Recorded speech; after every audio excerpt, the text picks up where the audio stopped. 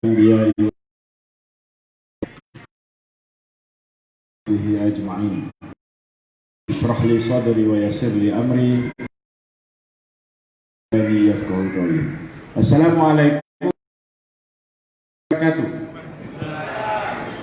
Yang saya hormati Dr. Zaid, Ketua UMNO Cawangan Seksyen 7 Selatan,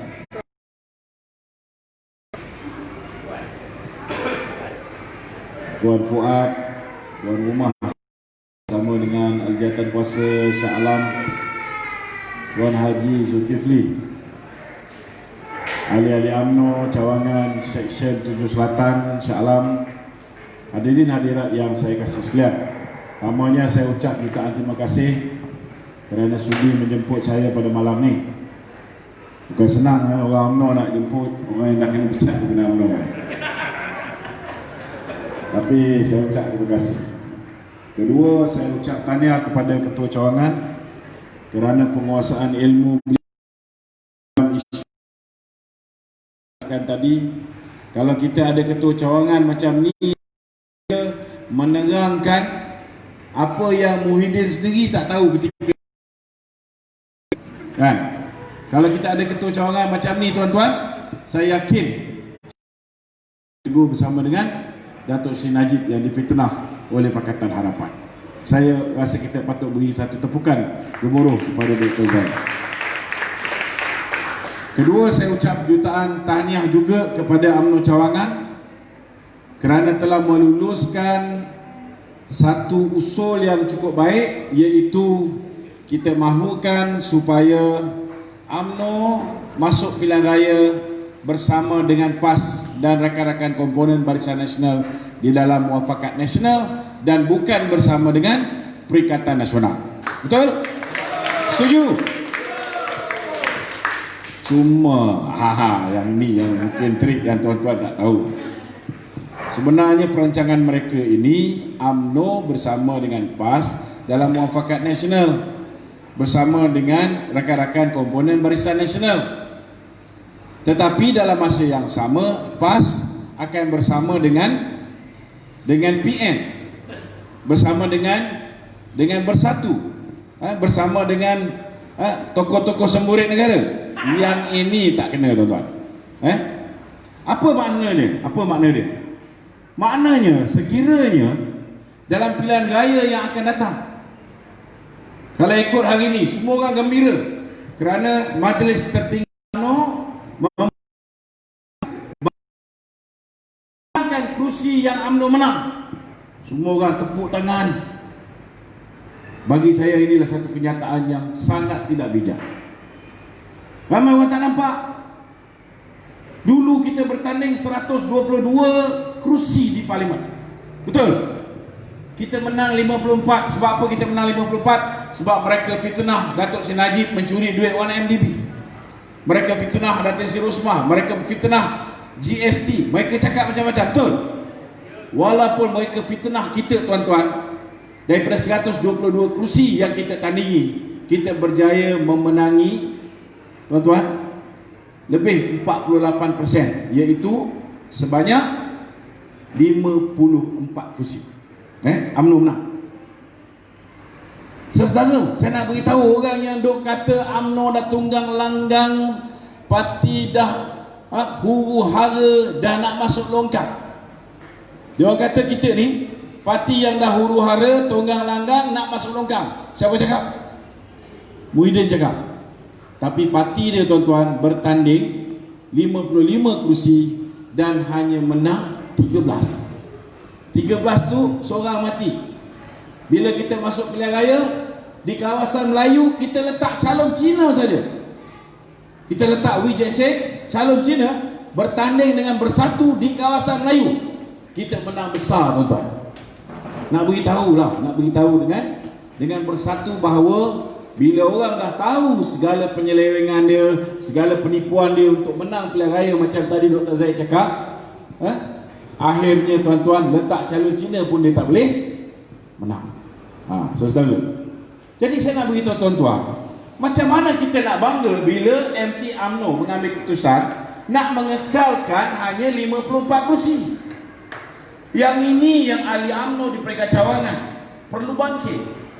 Sepatutnya kita bukan hanya bertanding 54 kursi. Kalau bertanding 54 kursi, boleh tak kita menang lebih daripada 54? Boleh? Tak boleh. Jadi sewajarnya saudara, sewajarnya kita bertanding 122 kursi. Kursi yang PAS menang, yang itu kita bagi pada PAS. Kalau PAS bersama dengan kita lah, kalau PAS masih setia bersama dengan kita bagi pada PAS. Kursi yang kita tak menang, PAS tak menang, sewajarnya kita tengok siapa undi lagi banyak. Kalau BN undi lagi banyak, di situ kita letak calon UMNO. Kalau PAS menang, undi dia lebih banyak di kawasan yang kita kalah tu, di situ kita letak calon PAS. Maka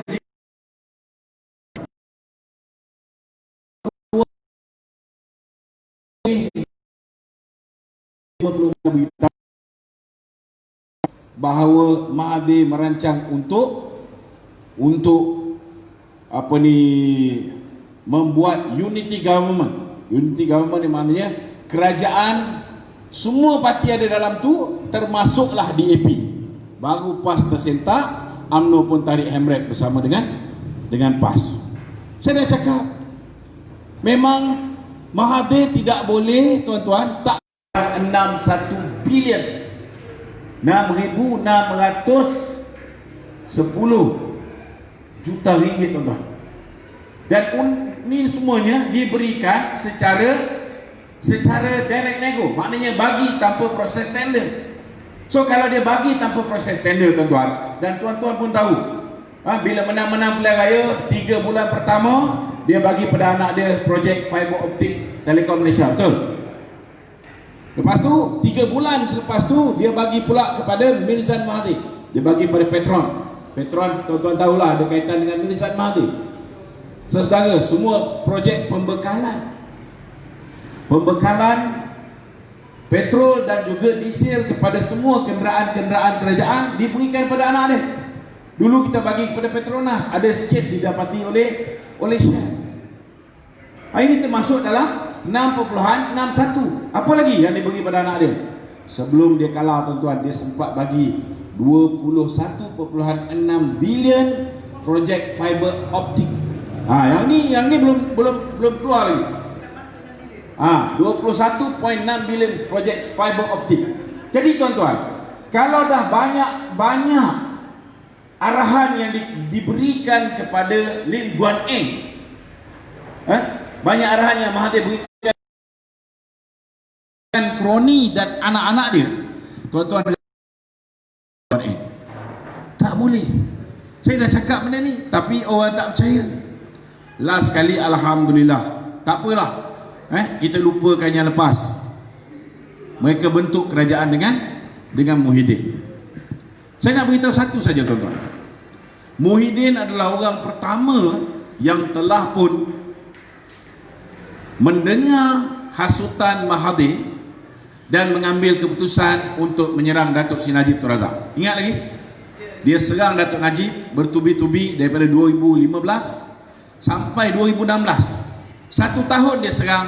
Barulah Datuk Seri Najib, tuan-tuan, selepas selesai lembaga disiplin UMNO, barulah 2016 Tan Sri Muhyiddin Yassin dibuang daripada UMNO. 2016, selepas 1 tahun. Saya baru tegur sekali je, tuan-tuan, dah kena buang. Dia lupa apa yang kita dah buat kepada UMNO sepanjang tempoh semenjak UMNO kalah. Apa yang kita buat, dia langsung tak ambil kira, dia buang. Tak apa, saya redha, tuan-tuan. Tetapi satu benda saya nak ingatkan, saudara.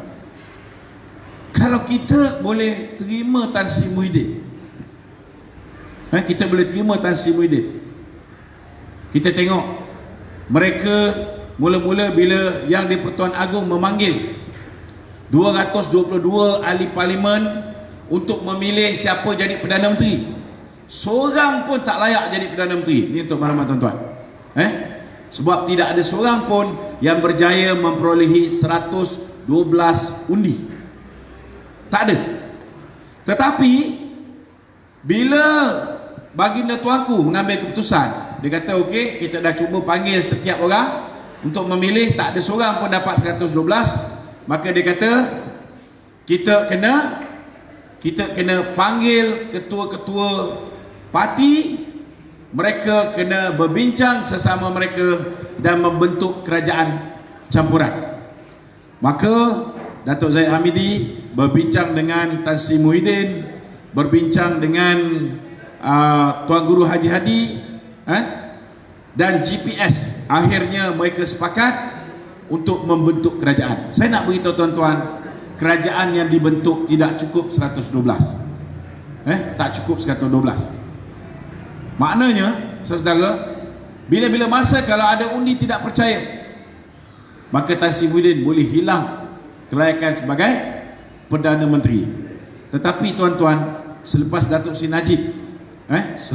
Najib memberikan sokongan kepada Tan Sri Muhyiddin, apa yang Tan Sri Muhyiddin buat? Apa yang dia buat, tuan-tuan? Dia telah memenjarakan Datuk Seri Najib dengan hukuman penjara sebanyak 12 bulan, kemudian dengan hukuman denda 12 tahun dan hukuman denda 210 juta, tuan-tuan.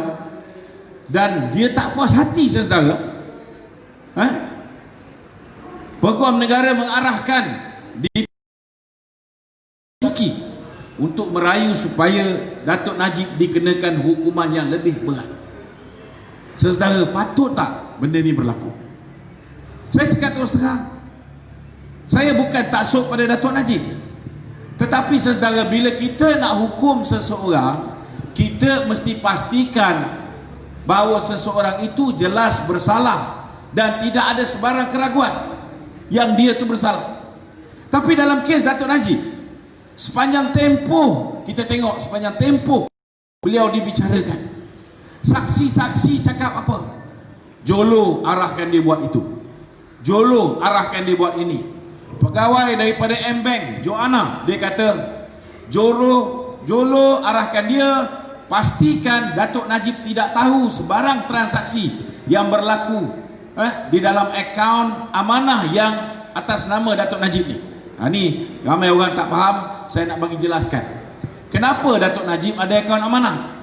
Ini adalah apa yang diputuskan oleh Mahathir sendiri, tuan-tuan. Ingat lagi apabila UMNO diharamkan tahun 1987 ke 88 gitu. Ketika itu, tuan-tuan, bil elektrik, bil api UMNO tak boleh bayar. Sebab apa? Sebab bila UMNO diharamkan, saudara, maka apa yang berlaku, kita punya duit semua dibekukan. Bila duit dibekukan, kita tak boleh bayar bil air contohnya. Sampai ibu pejabat pun hancing, tuan-tuan, ketika itu. Maka selepas ROS memutuskan 100% keahlian UMNO lama akan mewarisi semua harta dan wang milik UMNO asal, barulah, tuan-tuan, mereka ni buat kempen untuk mencari keahlian. Tun Mahathir tubuhkan UMNO baru. Tengku Razali mula dia tubuh satu parti tapi tak diluluskan. Kemudian dia tubuh, namanya ditukar kepada Parti Melayu Semanggar 46, baru diluluskan. So mereka ni berdua mencari keahlian. Memang susah nak dapat keahlian ni, tetapi alhamdulillah akhirnya Tun Mahathir mengumumkan, kita tak tahulah betul tak betul, dia kata lebih 70% ahli lama sudah masuk menyertai UMNO baru. Dan bila dapat UMNO baru ni lebih daripada 70%, ROS pun serahkan balik duit UMNO, serahkan balik duit ini aset UMNO kepada UMNO baru. Ketika tu UMNO baru lagi, bukan UMNO yang sekarang ni dah dipindah. Mesyuarat Majlis Kerja Tertinggi Penaja yang pertama memutuskan, lepas ni kita jangan simpan semua duit dalam akaun. Anda kena faham, jangan simpan semua duit di dalam akaun. Sebab apa jangan simpan semua duit dalam akaun? Sebab nanti kalau akaun dibekukan, jangan lupa, daripada semenjak kita kalah itu hari, mereka bekukan akaun kita sekali lagi, betul tak? Tapi nasib baik kita ikut apa arahan Mahathir. MT UMNO ketika itu memutuskan, selepas ini jangan semua duit masuk dalam akaun UMNO, sebahagian masuk dalam akaun pemegang amanah. Siapa pemegang amanah UMNO? Nombor 1 Presiden UMNO, nombor 2 Bendahari UMNO, nombor 3 Setiausaha Agung UMNO. Jadi tuan-tuan, dulu zaman Mahathir memang dia tak pegang duit. Sebab apa? Dia fobia. Dia fobia kerana dia pernah dapat duit pilihan raya tahun 1969, dia kena income tax kerana duit 120,000 tu. Bila tanya dengan UMNO tak nak mengaku. Sebab apa UMNO tak nak mengaku ketika tu? Kerana jumlah 120,000 lebih daripada jumlah yang boleh digunakan pada tahun 1969 untuk biaya pilihan raya. Ni kena faham. Jadi dia suruh siapa? Dia suruh bendahari UMNO pegang. Bendahari UMNO pula dikenali sebagai Tun Daim, orang yang tak pernah letak benda atas nama dia, semua letak atas nama proksi. Jadi saya nak beritahu tuan-tuan, duit UMNO dulu disimpan oleh beberapa individu. Wallahi wa billahi wa tallahi, saya pernah simpan dokumen ni. Pengakuan antaranya tuan-tuan, Tajuddin Ramli, orang yang pernah simpan 50 juta duit UMNO. Antaranya lagi Halim Saad, 50 juta. Ini yang saya ingat. Ada seorang menteri sebelum ni yang juga pemegang, orang yang masih lagi pegang UMNO. Saya tak payah sebut lah yang tu. Saya nak beritahu tuan-tuan, jadi bila tukar Pak Lah, tuan-tuan, mereka masih menggunakan proksi. Tapi apa yang berlaku pada pilihan raya umum tahun 2008? Saya masih ingat lagi 2008, kita dekat sini kita kempen di Shah Alam ni. Bendera-bendera PH masa tu Pakatan Rakyat, belum lagi ada ni Barisan Alternatif ataupun Pakatan Rakyat, belum lagi ada. Sebab apa? Amanah yang kita bagi duit tu tuan-tuan, ada yang melarikan diri. Datuk Najib menjadi Presiden UMNO, dia tak bagi. Sebagian besar letak dalam tabung UMNO. Itu yang duit UMNO disekat sesedara dalam 200 lebih juta ringgit, yang baru-baru ni dilepaskan 192 juta dilepaskan, tapi saya dengar duit pun tak dapat lagi. Dan yang kedua, saudara, duit disimpan sikit oleh Datuk Najib, sikit Tengku Adnan, sikit oleh Bendahari UMNO ketika itu yang Sabah, Saleh Syed Keruak. Alhamdulillah tuan-tuan, macam mana kita survive? Antaranya saudara, duit yang Datuk Saleh simpan UMNO, lepas pilihan raya dia pulang balik pada parti. Itu yang kita ada duit, nak menggerakkan parti. Kalau tidak mati. Sebab apa? Sebab menang-menang saja mereka terus rampas duit kita. Tuan-tuan, mereka terus bekukan akaun UMNO. Dan duit yang tuan-tuan tahu dirampas daripada rumah Datuk Seri Najib di Pavilion ni, betul tak? Ini adalah sebahagian daripada saki baki duit pilihan raya. Pilihan raya ni saudara, kita perlukan belanja sebenarnya yang biasanya kita belanja dekat 2 bilion, 2,000 juta ringgit. Sebab Datuk Najib kena jaga 222 kawasan parlimen dan dia 300 lebih Dewan Undangan Negeri. Ada duit kita pakai sebelum pilihan raya untuk jaga rakyat. Itu 5 tahun. Habis pilihan raya pakai duit tak? Pakai. Nak bayar kemah, nak bayar itu, nak bayar ini. Tuan-tuan, duit yang 116 juta, yang itu yang menyebabkan banyak bayaran selepas pilihan raya. Sebab kalah-kalah je tuan-tuan, apa dia buat? Kalah-kalahnya dia terus pergi daripada pejabat Perdana Menteri, duit kita yang disimpan di pejabat Perdana Menteri oleh Datuk Najib di dia punya safekeeping dekat bangunan Perdana Putra, duit itu dipindahkan pergi ke Pavilion selepas kita kalah. Sudah pastilah polis yang tolong mengangkat, saudara. Sebab ada juga kejadian, ada lebih kurang 3.4 juta telah diambil daripada jumlah tersebut, dan mereka 19 orang pun dah kena dakwa pun, tuan-tuan. Jadi saya nak beritahu dengan saudara, apa yang saya kecewa tuan-tuan, bila Datuk Najib dia beri sokongan kepada Perdana Menteri.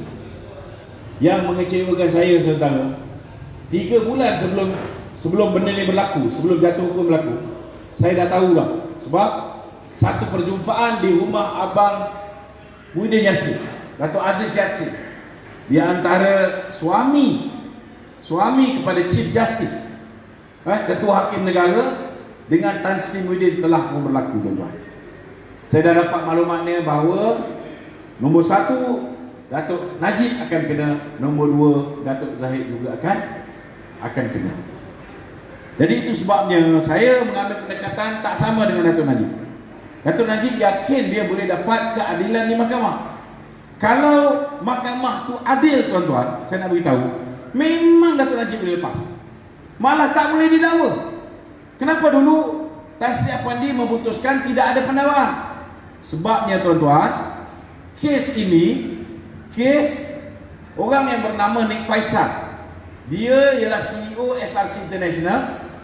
Dia juga ialah orang yang diamanahkan menguruskan akaun amanah ni. Dia tukang kolek duit orang nak derma untuk UMNO, yang nak kolek untuk belanja pilihan raya. Dia tukang jaga akaun ni. SRC International, takkan dia tak tahu bahawa dia boleh masukkan duit tu ke dalam akaun Tengkunan ke, ataupun masuk dalam akaun Datuk Seri Saleh Sekruah. Ini duit ni, tuan-tuan, untuk apa, tuan-tuan? Duit ini ialah duit yang dipanggil sebagai Corporate Social Responsibility, Corporate Social Responsibility, CSR. Mana-mana syarikat dia memang bagi CSR. Yang ini dia nak bagi pada UMNO. So yang menyebabkan hari ini Datuk Najib didakwa ialah kerana Kerajaan Pakatan Harapan menukar Peguam Negara, nak pastikan, nak tunjukkan imej buruk Datuk Najib seolah-olah dia mencuri duit 1MDB. Dia kenakan kes yang bernilai 42 juta ringgit. Sedangkan dulu dia nyanyi 2.6, betul tak?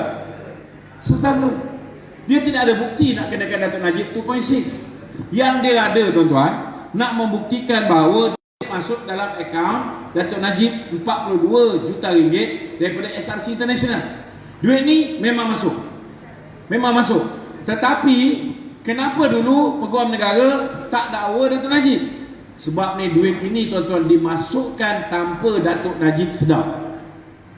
Tuan-tuan kena faham. Ada orang tanya, Datuk Najib dia belanja je, kan? Takkan dia tak tahu duit masuk dalam akaun dia? Tuan-tuan, akaun ni Nik Faisal jaga. Jadi kerja Datuk Najib luluskan, okey, buat masjid sana, buat masjid sini. Itu sebabnya duit ni dibelanjakan kebanyakannya buat masjid ataupun bagi pada orang asli, macam Tok Pa pun terima, betul tak? Tapi pasal dia dah lompat masuk bersatu, tuan-tuan, terus selamat. Terus selamat. Saya nak beritahu saudara, bila cek Datuk Najib sign. Jadi apa yang berlaku ke atas Datuk Najib ni, tuan-tuan, saudara, dia samalah seperti, ambil contoh, saya pegawai tinggi kerajaan, kawan kita ni dia berkawan dengan saya, dia minta tolong saya luluskan projek. Saya tengok pun, oh dia ni memang kelayakan, saya pun luluskan projek. Tanpa pengetahuan saya, dia dapat nombor akaun saya, dia bank in ke dalam akaun saya. Tuan-tuan, dia bank in dalam akaun saya. Akaun saya ni saya tak cek, sebab banyak sumber yang masuk akaun saya ni. Saya ni didakwa menerima rasuah. Kalau saya tak tahu dia nak bank in dalam akaun saya. Kalau ikut undang-undang di Malaysia, tak boleh. Kan Datuk Najib dulu, sebab dia tak tahu. Dan dalam mahkamah pun semua cakap bahawa Jolo arahkan tu, Jolo arahkan ni. Tetapi persoalan dia, bagaimana Jolo, saksi utama, the main culprit, tidak dipanggil bagi keterangan. Nik Faisal, orang yang masukkan duit dalam akaun, lepas tu lari, tidak dipanggil bagi keterangan. Tiba-tiba Datuk Najib boleh didakwa dan kemudian dijatuhkan hukuman pula, tuan-tuan. Kalau benda ni berlaku di negara luar, saudara, dah lama dah kes ni dibuang tong sampah. Tapi nak buat macam mana? Pasal ketika zaman Pakatan Harapan, rule of law semua hancur, bertukar menjadi law of the jungle. Bila zaman law of the jungle ni, saudara, apa yang berlaku? Hakim yang mengadili kes Datuk Najib ni, nama dia Hakim Sufian, kalau tak silap saya. Dia hakim lain. Tapi seminggu apa nama?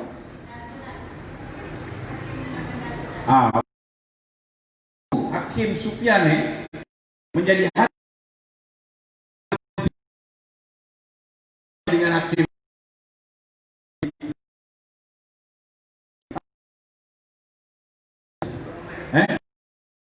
jadi hakim dalam kes yang melibatkan jenayah, tak pernah jadi hakim. Tapi semua sekali kes-kes orang UMNO, kes Datuk Najib, kes Datuk Zahid, kes Tengku Adnan, kes apa lagi? Ada beberapa akan pada hakim ni tuan-tuan. Jadi tuan-tuan sendiri boleh fikirlah, sejauh mana hakim ni boleh berlaku adil, kerana ianya telah dilantik oleh kerajaan di bawah pemerintahan Tun Dr. Mahathir. Saya nak beritahu saudara, pada pandangan saya, semua kes yang berniat jahat, semua pendakwaan terpilih lah ni tuan-tuan. Dulu zaman Pakatan Harapan 22 bulan, kes-kes yang melibatkan orang UMNO semua kena, betul tak? Kes yang melibatkan contohnya Lim Guan Eng, 60 saksi dah dinamakan, 25 dah dipanggil, ada 35 belum lagi dipanggil. Walaupun ketua hakim negara dia dah tukar, Tan Sri Richard Malanjun orang dia, peguam negara dia dah tukar, ketua peguam komunis Ching Ping punya peguam dia sendiri, Lim Guan Eng punya peguam dah dilantik jadi peguam negara. Dia tak berani teruskan. Apa dia buat tuan-tuan? Dia telah mengarahkan supaya Tommy Thomas menggugurkan kes. Dan dia digugurkan kes bukan setakat gugur, sebab hakim dia pegang tuan-tuan, kes dia ni dilepaskan. Hakim Datuk Hadaria memutuskan supaya kita Mohsen mohon supaya disemak semula keputusan Hakim Datuk Hadaria. Sepatutnya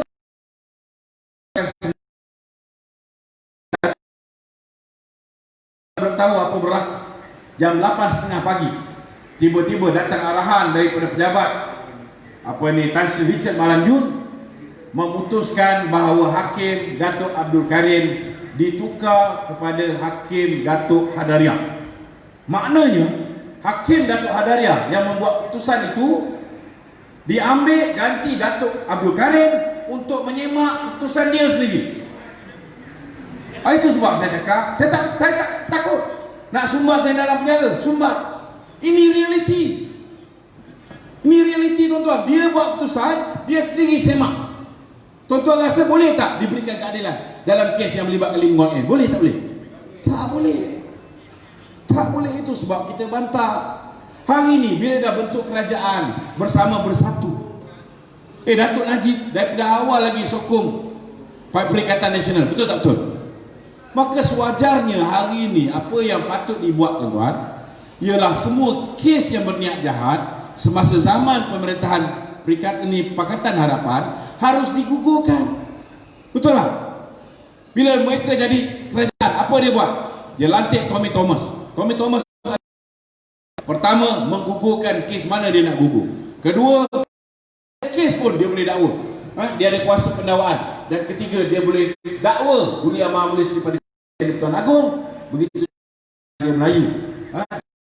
Mahkamah khas peguam negara. Saya nak beritahu dengan tuan, bila dia apa dia buat? Melibatkan Siva Rasa Rasya. Dia buat kes yang melibatkan Eric Paulson, kes melibatkan Tamrin Ghaffar, Tien Chua, siapa lagi? Hasan Karim, Rafizi Ramli, ini Pang Likun, kes yang melibatkan Lim Guan Eng, kes yang melibatkan LTT. Betul tak? Semua buang. Betul tak tuan? Kalau dulu dia boleh buat, dia boleh buang semua. Kalau dulu Muhyiddin boleh tutup mata dia, Azmin boleh tutup mata dia, kes Semurik Azmin sampai sekarang tidak diambil tindakan. Betul tak betul? Tuan-tuan, takkanlah ketua polis negara tak boleh cam. Dia cam. Dia nak bagi ketersiasatan kepada peguam negara. Tapi apa yang peguam negara buat? Peguam negara ni saudara orang DAP. dia melindungi Azmin Ali. Hari ini bila Azmin Ali pula diangkat menjadi timbalan Perdana Menteri, namanya Menteri Kanan satu, tuan-tuan, tetapi dia duduk pejabat di pejabat timbalan Perdana Menteri dulu. Dia duduk rumah pun Seri Satria, maknanya dia timbalan Perdana Menteri, tuan-tuan. Ini realiti. Kalau Azmin punya kes, dia boleh tutup. Takkan kes penganiayaan ke atas Datuk Seri Najib, kes penganiayaan ke atas Datuk Zahid, kes penganiayaan ke atas Bendahara Datuk Wan Maslan, ke atas Bung Mokhtar, kes penganiayaan ke atas siapa soal gini, Tan Sri Syarif Samad, dia tak boleh gugur kan? Saya punya kes pun satu hal juga, tuan-tuan. Bila Datuk buat keterangan di dalam mahkamah, dia mengaku dia terima duit, dia kaki tangan awam terima gaji daripada Absolution sebulan 10,000. Kemudian dia mengaku selaku kaki tangan awam dia terima 3.7 juta hasil duit penyelewengan 1MDB ini di akaun dia di BSI Switzerland. Dia sebagai kaki tangan awam, dia mengaku dia terima duit 200,000 US dollar daripada Jolo. Saya report polis, tuan-tuan, dengan kemungkinan di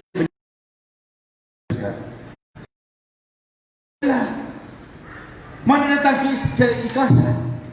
Saudara, kita jemput Tan Sri Muhyiddin Yassin masuk UMNO. Kalau dia betul bukan Melayu, saudara, bukan buat parti baru, betul tak? Dia sepatutnya masuk UMNO. Lainlah kalau Zahid tak nak terima saya. 3 kali saya hantar surat, dia memang tak nak terima saya dalam UMNO. Kalau saya buat parti baru, lain cerita. Ini, tuan-tuan, Datuk Zahid offer supaya Tan Sri Muhyiddin kembali ke dalam UMNO. Tuan-tuan, dia tolak, tuan-tuan.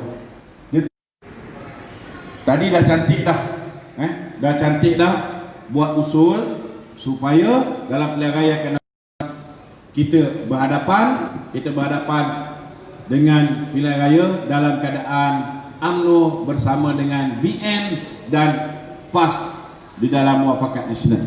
Itu jangan digadaikan kerusi-kerusi UMNO.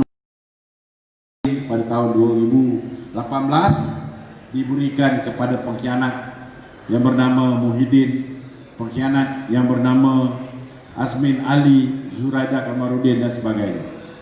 Akan menyertai muafakat nasional, akan bersama dengan bersatu. UMNO bukan lagi parti dominan lepas ni, tuan-tuan. Kerana mereka dah curi 16 orang daripada UMNO, mereka dah curi 9 orang daripada PKR. Lepas ni 6 orang pula daripada PAN dia curi. Kemudian Azmin dah tawan lagi 4 orang daripada PKR. Maka lepas ni Bersatu akan jadi parti yang ahli parlimen dia lebih besar dan jumlahnya daripada UMNO. Bukan parti yang lebih besar. Ini jangan salah anggap, tuan-tuan. Mereka mempunyai ahli parlimen yang lebih ramai. Tapi ahli parlimen ni, tuan-tuan, value dia hanya sampai bulan November.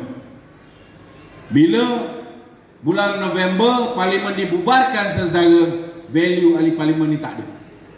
Maka yang ada value, saudara, ialah siapa yang memperolehi sokongan rakyat terbanyak. Kalau nak dihitung daripada jumlah ahli UMNO ada 3.7 juta orang. Betul tak betul? Dan saya yakin rakyat Malaysia yang atas pagar sekalipun, yang sudah boleh menilai sama ada yang pegang kuasa 22 tahun lebih baik ke, yang pegang kuasa beberapa bulan ni lebih baik ke, atau mungkin Datuk Najib yang sudah 9 tahun memegang kuasa lebih baik. Saya yakin, tuan-tuan, kalau kita ditakdirkan kita terpaksa bersendiri sekalipun dalam pilihan raya umum yang akan datang, saya yakin Barisan Nasional boleh memenangi dengan simple majority, insya-Allah, tuan-tuan, tak ada masalah. Jadi harapan saya supaya ahli-ahli UMNO, walau macam mana pun kita frustrated dengan parti ni, dengan saya yakin ramai ahli UMNO ni semua semangat wajar. Tapi bila tengok pemimpin UMNO buat macam ni, kita rasa frust. Betul tak betul? Kita rasa frust. Tapi frust macam mana pun, kita mesti sentiasa berdiri teguh bersama dengan UMNO. Kerana kepimpinan UMNO boleh kita ubah pada tahun hadapan. Kalau kepimpinan tu boleh diubah sebelum pilihan raya, lagi cantik. Tapi rasanya memang agak sukar. Memang agak sukar. Tapi jangan putus harapan.